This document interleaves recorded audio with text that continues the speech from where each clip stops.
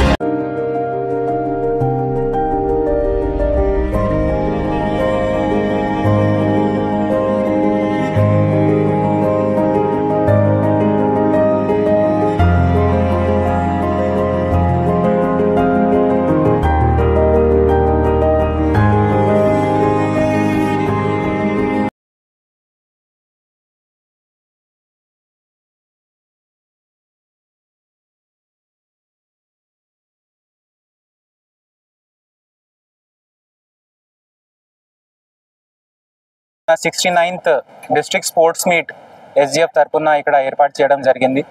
మన జిల్లా వ్యాప్తంగా అందరూ స్పోర్ట్స్ ఫ్యాకల్టీస్, మన పీడీ పీఈటీస్, అదేవిధంగా మన youth and sports department DYS గారి ఆధ్వర్యంలో ఇది చాలా భారీ ఎత్తున పిల్లలు ఇక్కడ వచ్చారు. లాస్ట్ ఇయర్ కూడా మన జిల్లా పర్ఫార్మెన్స్ చాలా బాగుండేది. అండ్ ఈ సంవత్సరం కూడా మన పిల్లలు మంచి మెడల్స్ తీసుకొస్తారని మాకు నమ్మకం ఉంది.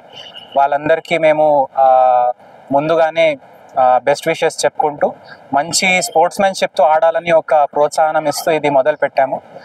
ఖచ్చితంగా వచ్చే కాలంలో కూడా వాళ్ళు స్టేట్ లెవెల్ మీట్ పోతే వాళ్ళకి అన్ని సౌకర్యాలు కల్పిస్తూ మ్యాక్సిమం మెడల్స్ మన జిల్లాకి వచ్చే విధంగా మా ప్రయత్నం ఉంటుంది. Thank you very much.